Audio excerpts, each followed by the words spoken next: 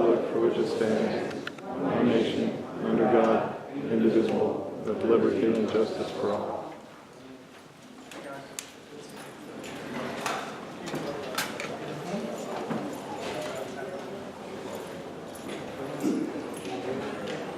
All right, guys, I'd like to thank you for coming out tonight. Thank the Shamokin Council, the Arts Program for hosting the event, Matt Ridinger for taking time out, and everybody else here who made this possible. I know that tonight you were initially expecting a mayoral debate, and this was a chance for the candidates on next Tuesday's ballot to get out in front of the public, answer questions, address the underlying issues in the city, and how they will correct them moving forward if they were to be elected to the office. Unfortunately, my opponents, John Brown, Michael Robinson, and Democratic incumbent William Milbrand, have refused to address the people who will be voting for them on May 16th. My opponents have refused to say much of anything, let alone stand up here along beside me and lay out their plans to the voters. Because as you can see at their interviews with the news item, neither have much of a plan moving forward. My opponents on the Republican ticket Tuesday, which I will be the third name listed, and bottom name on the ballot, John Brown and Michael Robinson, must feel that just because their names are on the ballot and they're good guy status, that they don't have to say very much. And I consider them popularity contest candidates. They don't have to release any information to be elected. This method has happened in the past and has duped voters before. The citizens have elected nice guys and look where it's gotten us. Unlike my opponents, I am here tonight to address the public and make the public aware of the work I've been putting in to make the next 4 years the best 4 years the city has seen in a very long time. This effort will also be put into effect when I become the Republican nominee on May 16th, or when I'm elected as your mayor on November 7th. In September 2016, I officially announced my candidacy to seek the office of mayor in Shamokin. A little early, yeah, I know, but at that point I wanted the citizens of Shamokin to know that there was someone out there who was working for them. In August of 2015 to September of 2016, I tossed the idea around. Started talking to citizens of Shamokin during that time about our local government and the negatives and positives it's had on our community. During that time, I kept notes and documented key concerns that citizens have moving forward. Most conversations ended with, hey, why don't you run for mayor? So I thought about it seriously. In September, I felt I had gathered enough information moving forward to officially announce my candidacy. Attending meetings regularly and continuing to speak with the citizens of Shamokin, I put together a plan of action, not just words, but action. Together with the citizens of Shamokin, I have put together an action plan that I call Growth, Progress, and Security, which will put Shamokin first and turn this city around.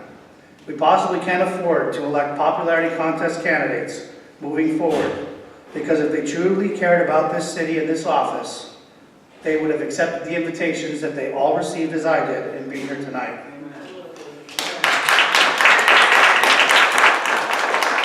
I'd like to lay out to you my 9 key plans for growth, progress, and security based on what the citizens want moving forward. As most of you already know, I introduced the Pennsylvania Sunshine Law to the city of Shamokin. This is big for growth and progress. Now you can watch city council meetings from the comfort of wherever you may be on the internet at any time. If you all remember, at first I was denied that opportunity in January to do so. But in the end, just like we will on May 16th, we won. This will help the elderly, disabled, and those unable to attend the city council meetings to stay informed on city business conducted while not physically attending the meeting, just as people are who aren't here tonight. For years, the city has kept the citizens of Shamokin in the dark and left us to wonder what's really going on. But not anymore. This is our right, and we will exercise it. As your mayor, every single council meeting and workshop will be available to you online. We will no longer have anything to hide. I will introduce the Shamokin Citizens Commission. This is one of my favorites. This is a citizens advisory board with representatives from each of the city's wards. This advisory board will allow each city ward to have the attention it deserves. It will help everyone work together in order to obtain what is needed to be brought to attention in each ward of our city. This will help identify drug activity more easily, code enforcement issues, parking problems, streets, amongst others, both positive and negative. This will also help out the city government identify problems more efficiently and effectively, and we will be able to accomplish that together. Downtown Business District. I want to contact every storefront owner who has no occupancy and ask them if they would get their storefronts open. If they choose to neglect the request, we'll find a way to have them open. Maybe sell, rent to someone who would like the opportunity to live out their dreams of opening their own store in Shamokin. This will create jobs here. This will create revenue here. This will create attraction to a downtown business district that has seen more storefronts closing now than ever. If you want to own a building on Independence Street, you'll use it for its purpose, business. I want to work with building owners to come up with a solution. It's something that has to be done. If we don't talk to them, we make no progress, and we continue to have results we have now. City contracts. City contracts will be settled within the city, with fair negotiations agreed upon by both parties. Contracts will be fair to those retiring, as well as attempting to attract replacements for those positions for which we need to hire. If representation is needed, the city will use local representation with experience, not out-of-town representation, who right now are continuously draining our funds, dragging out these contracts to get deals done. Contracts will be negotiated by myself and council, which is our elected right and duty, with local representation and with the contract representatives from the departments on those matters. This is a big one, drug issue. I'll work with all local police, our district magistrate, the district attorney's office, the county judges, and others to fight against drugs in our area. I want to make Shamokin as safe as possible, and I will work to make sure this is the last place a dealer wants to sell their poison. Those officers with tactical training will be used for that purpose in this fight on drugs. We have quite a few on our force right now. We have to start somewhere because this is one of the biggest problems in our community, and it's not being properly attended to by our current administration. Over the last year, other issues have been brought to the table, and the drug epidemic has not been mentioned by anyone on council, including the current mayor, until this election season. Hopefully you all see right through this and know that after this elected season, this will not be an issue for them moving forward. If any other candidate on the ballot is elected, it will be the norm as usual. I can promise you that. Where were they years ago and in the past? This problem just didn't start a few months ago. Another big issue is blight. State and local laws will be enforced with this problem in Shamokin. I will also be seeking help from the county and state level to enact laws into place for continuous blight issues. New and updated ordinances are needed to be drawn up to protect Shamokin from blight. For years, buildings and homes have been neglected by owners and tenants in Shamokin that some are at the point of unrepair. I will work with higher levels of government to seek help with this issue in Shamokin. I will also speak with Northumberland County, who has sold many of these buildings continuously at their tax sales and made money off of them, but in the end, leave the burden on the city of Shamokin to clean up the mess. Not anymore. And with me as your mayor, people will be held accountable for leaving us with blight property and just walking away from it. The era of I don't know and we're working on it will be over. True. This is another one from down in my area. No more junkyards in Shamokin.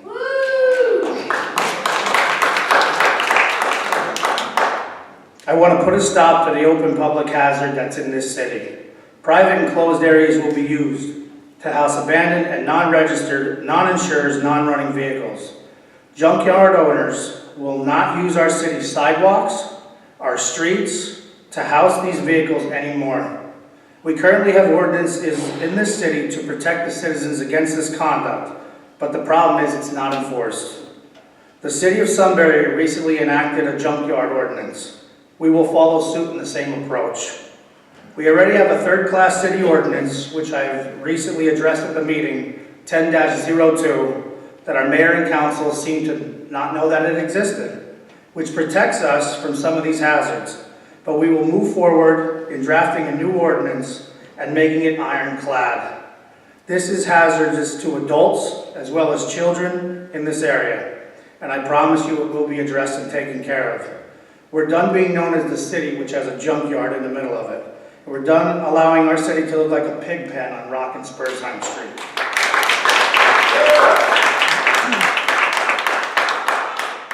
My election will end the buddy-buddy system in Shamokin. That system has ruined the authenticity of honesty in this city. No more helping people out because of who they know, while other hardworking individuals have to pay the price. There will be no more special privilege in Shamokin. That era is over. Laws and ordinances will be followed by everyone equally. If I'm elected mayor, I am the only mayoral candidate who cannot be bought, who hasn't been bought, or be influenced by an outside person or persons in decision-making within the city. Electing me as your mayor will mean this is a start to a new era. I don't owe anyone anything, and I will not sell out or be bought. There's no price tag on putting Shamokin first.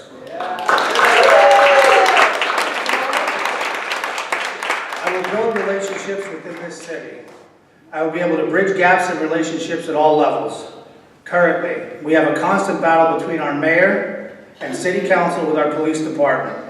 That is a very unhealthy relationship we cannot have moving forward.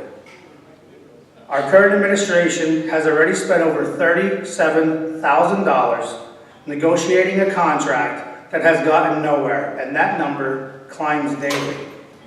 They spend $200 every time they pick up the phone and call this attorney. That number does not include the recent lawsuit filed by Mayor Milbrand against the current and former Shamokin Police Department officers, which, as admitted Monday night by our city administrator, Robert Slavey, that money for their defense will be covered under city's insurance and come out of the city's general fund. Your money. And the deductible is $25,000 per officer. This does not include the tens of thousands of dollars that the city will spend in September on arbitrators for the police contract negotiations, which they are responsible for, that the city will spend using the general fund to pay for that as well. These numbers do not include the tens of thousands that they will spend fighting the retirement pension of William J. Minor, an officer who retired earlier this year at a pension of $2,600 given to him by council, which in the contract it states he should receive roughly $3,000. If our city was willing to spend $400 a month on GPS to track street workers and to track police, why were they not willing to give William Minor his money that's rightfully due? If John Brown can retire from the same contract at $4,000 a month, which he reported to the news item, then why is the city fighting William Minor for his retirement under the same exact contract? If we do not change the administration through this election, this battle will continue for years until we no longer have a police department. I fear that for our safety, our families, and our children growing up in this area, we all deserve the right to safety and protection. I will not have our children growing up in this area without a fully staffed police force and a great working relationship working with our department. Love them or hate them, we need every single one of them and then some in our community. Heroin is running wild, and what has our current administration done to combat it? Is Shamokin ready to stop spending the money in the courtrooms and spend it in our community where it rightfully belongs? We need to spend smarter. We need our code enforcement stronger, and that will happen. We need to have leadership at the helm that's willing to have Shamokin's best interest at heart. We need to be strong. We need to be stern. We need leadership that will go out and get the help we are entitled to under the Act 47 program to get our city back on track. We need a go-getter who is willing to put countless time into putting Shamokin first. That is why I'm asking the voters and the great people of Shamokin to trust in me, and on May 16th, and then again on November 7th, make your vote count, make your voice heard. It's time for a new era, and with my plans of action, of growth, progress, and security, we will finally be putting Shamokin first. On May 16th, I'm respectfully asking that you choose to elect the only candidate who is here tonight and who is fighting for you. That candidate is Joey Leschinskie.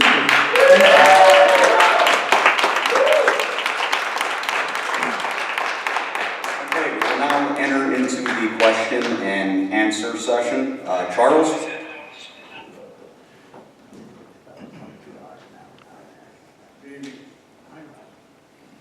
I've asked about 100 students at the Shamokin area high school, where do you live? Where do I live? Where do they live? Almost every single one of them, 98 out of 100, think they live in Shamokin. I've asked many people on the streets in the last 3 years, should Shamokin and Cole Township merge? I think the answer is an easy yes. The reason it's not merged over the years is because the good old boy system like you talk about, the nepotism in the area, Cole Township doesn't want to lose their power and Shamokin don't want to lose their power, but it doesn't make sense to continue this way. We have to merge, and I looked it up at the county level, at the, I forget the name, the election board. It would take less than 100 votes between the two communities to put a referendum on the next ballot. What's your take on that? My take on the merging is, I've known in the past in other areas as far as like police departments and merging, that's a big decision that's going to have to be made between myself, my council, and also the township and their commissioners. To combine that, you're looking to combine bills, police force, ordinances. Chief. Lawsuits. Clean up Shamokin first. We need to clean up Shamokin. Right, absolutely. I think that's something that can be looked into. It can be done with less than 100 votes between the two communities. If it comes to that, I will speak with, I'm open to all possibilities and all options. Would I sign a petition? Yes. I'll sign the petition and let the voters decide. How many people ever sign a petition? That's something that has to be determined along the road, but it's something, I'm open to anything. People, we can do it now. We can do it. I don't know if it's a little too late, but I think, but it's something that I would definitely, I'll note it, I'll take a look at it, get in there, we'll get right to work. November 8th, I'm going to work. I'm not waiting until I'm sworn in mayor. I'm going to work November 8th. When they announce me the winner, me and my council, we go to work. There's no days off anymore. We've taken too many. Smoking first. Jay?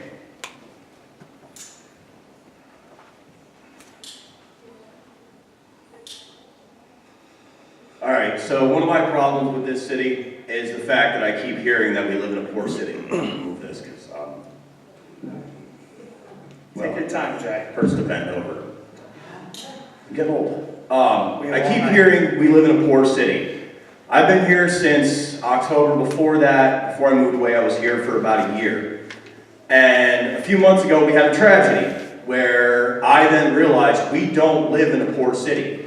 I watched, and there's a few of them here, guys and girls fight a fire for 19 hours. None of them got a How paycheck. about a round of applause for those guys? I mean, seriously.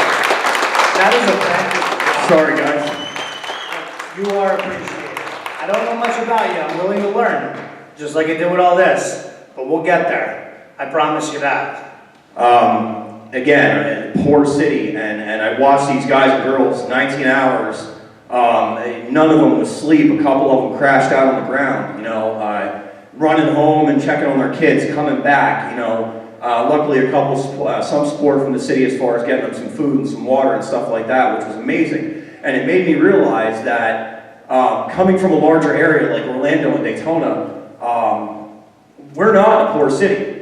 If these guys and girls are willing to do this, how many of our citizens would actually be willing to step up, to volunteer their time? Not necessarily to fight fires, but to help clean up a little bit. Okay, I know that, I have some issues with my property that I bought. I didn't know what I was getting into when I bought it, and I've done my best. And actually, we've spoken about trying to communicate to homeowners, to new owners in the city, this is what you need to do. This is how we help you, even a welcoming committee of sorts. Other than that, I've met met some amazing people in this city I feel like would be willing to Got a give lot of back if their city's top leader gave back. And my question to you, with that being said, is if and when you're elected mayor, how do you stand behind your citizens in your city and help it grow to the point where we have the opportunity to actually give back? Because right now we don't. I honestly believe, and that's awesome statement, awesome question. I honestly believe it starts at the top. And if we don't see our leaders out in the public, if we don't see them out doing things in the public, getting involved in programs and events that benefit all of us, not just themselves or their friends or anything of that nature, I think it starts there. Sure, there's a lot of things, and I'm just learning a lot of this stuff as I go on too. I've looked over some budgets, some numbers, some certain things, and I think that we can get the community involved. But it's the same process down where I live. I live in the 5th Ward. I've lived there for a lot of my life on East Pine Street. And I see it where if one neighbor cleans up, then you see the neighbor out a couple days later cleaning up. Then you see that neighbor out come clean it up. It's like a competition, to keep everything clean. And it's kind of like a ripple effect. But if we don't see the people out on the top, besides election season, what does that tell us? And I think we also need to the public needs to be more informed. Right now, the people don't know anything. If you don't attend those meetings, you don't know anything. If you don't attend those council meetings and the workshops, which I think is bogus that you have to have permission to speak at, that won't be anymore. If you want to speak, you come, you speak your mind. It's an open door policy any day, anytime, day or night. But I think if we see more involvement from the top, and it's something I just recently got involved with Dan McGaw on a community cleanup, and the search team and Crime Watch members, awesome in our community. They do a lot of help that they don't get paid for, a lot of things for us. And it's something I want to continue whether I'm elected or not. I'll be out there, I'm not out begging for votes, looking for votes. When I start coming to see what the fire companies, their involvement, what they do, I'm not going there looking for a vote. You can go support whoever you want. I don't ask for nothing. And that's just the way I am. I want to give back because no one has given us anything for years. I mean, we're going down year by year by year, and every year we keep putting these same guys back in. Or it's a buddy of the guy that's in now. Or they're controlled by somebody that's in now, and it's an outside interest. And I don't think we have the attention in this community that we rightfully deserve, that we earned, that we worked for, and that we're entitled to. All right, thanks. Thank you, Jack. Timothy? Not afraid to get dirty. Not afraid to get the hands dirty. Big Tim. Good evening, Mr. Leschinskie. I have several part questions. Okay, Get them answered. Number one. Was it Brad? Is that the gentleman with this up there? Okay. Jay, I run a community service program called General Community Service. We've been doing this for 16 years. I use first-time offenders and volunteers. So look me up on Facebook and we'll get together. Okay, number one, Aquapedia, UGI, the uncontrollable digging here in the city. It's, emergency nightmare trying to get down so many streets for, and it takes a couple minutes to throw a plate down. Well, let me ask you this question. You throw a plate down, you're having a full arrest. This guy's dead. I feel there should be a bond put up. The work should be scheduled with the city. Not just, we'll dig here today, we'll dig over here tomorrow, we'll dig over there. There's no plan of action whatsoever. City can't tell you what the plan of action is. If you remember from Monday night, one of the councilmen admitted he didn't even know Franklin Street was being open. Oh, not the streets, we're all. That's great for the public streets, right? The public streets director. Exactly. Sorry, but it's the truth. There should be a liaison set up within this city, sitting up there at City Hall for the damages that occur on these streets. Nothing is done to PennDOT specifications. There are certain grades these guys got to meet. They're not meeting any of them. I don't know the grades, but I'm sure I spent a lot of time on Shamokin Street dealing with a 40-plus year excavator.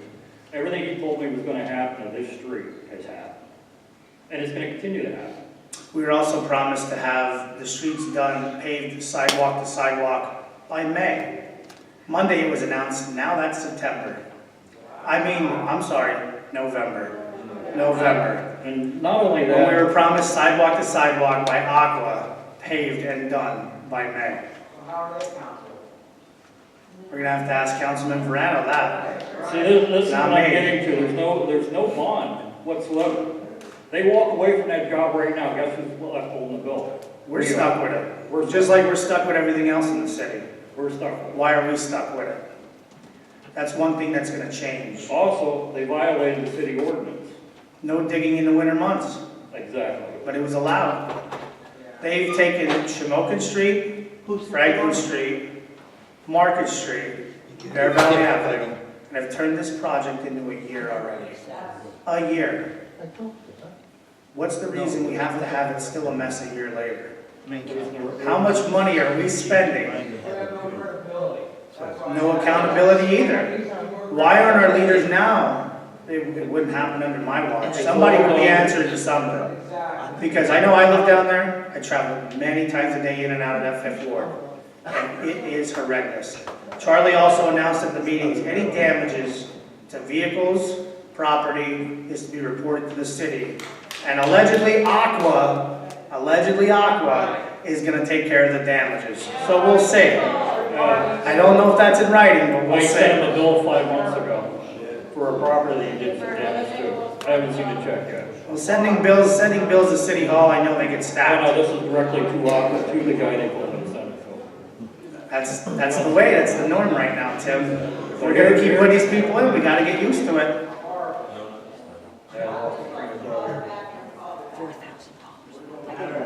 It's called accountability, landability. You have to have a course of action you take. You just don't go digging If it. there's something going on in this city, I wanna know about it. If I have a director in charge of public streets, he better know about it, and then I better know about it. If we have a problem with finances, that council member should know about it, and I should know about it. Not saying I would have over influence, but I'd like to be informed. And I would like to inform the public. Another thing I want to do with this is every week, whether it's to the news item, whether it's online, I would like to submit a weekly report. Because right now we're under Act 47. Has anybody gotten a report or a meeting to say how we're doing? We're working on it. The 911 says, We're working on it for 2 years now. We're going to really work on it. That's coming out of the vocabulary. But we don't have any informity in the public, let alone governing up at City Hall. You call, no one knows what's going on, we'll call you back. Nobody calls you back. Then you got to feel like a nuisance constantly calling. It's not the way it should work. Is that what people are getting paid thousands and thousands of dollars for?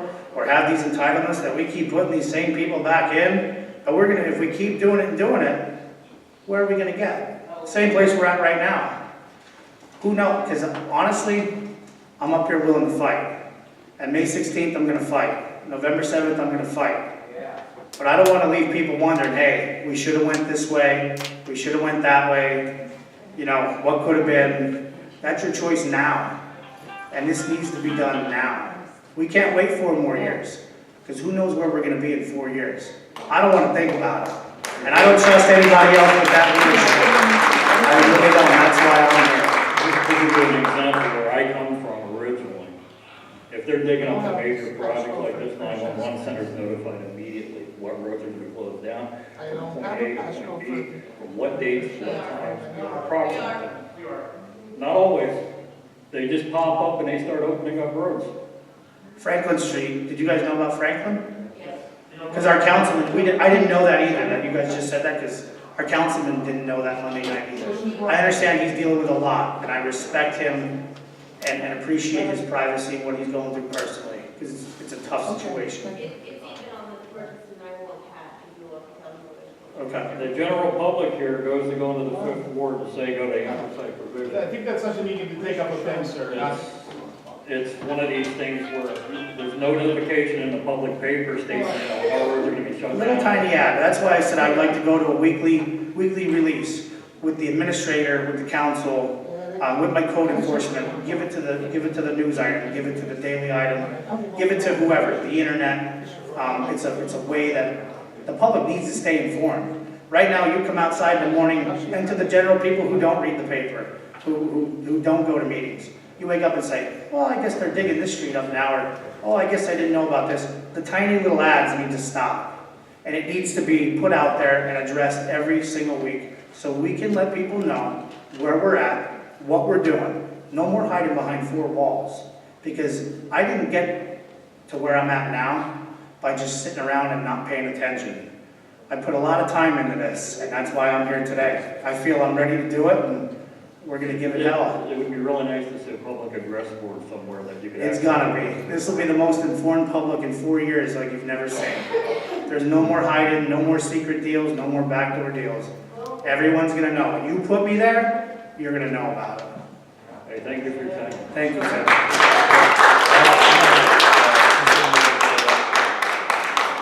Sharon?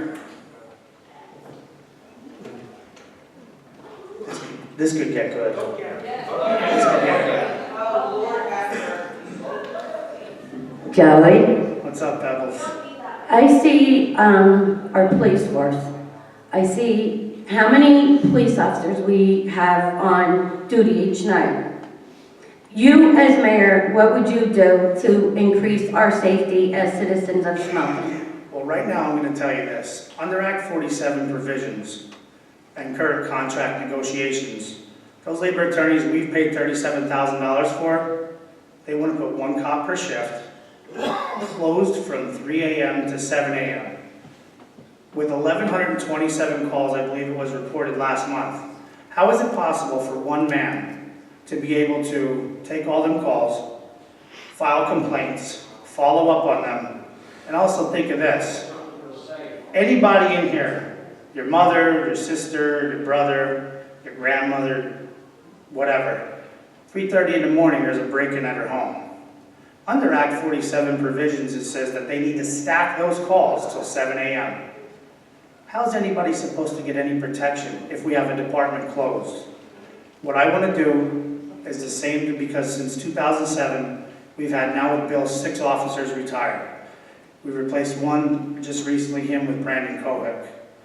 I would like to see more officers on the streets. Everything that we are doing right now to fight the drug epidemic and keep safety in this town is not working. So if we are gonna say we don't have this, if we have $200,000 to spend in the courtroom, we have money to put officers on the streets. What they've spent could have put an officer on the street for 5 years. What they're spending in grants, we could put officers on the streets for 10 years. And not pick on our We do officers. have, Jared Scandal was hired in 2007 under a police grant. Gave 3 years of relief to the city for his services. First 3 years were paid. I'll be looking into doing the same things and budgeting over the next 3 years to make sure there is money available, because I want to make this clear. I want 2 more. 2. Not 4, not 5. 2 more officers on these streets. Because those officers, like Officer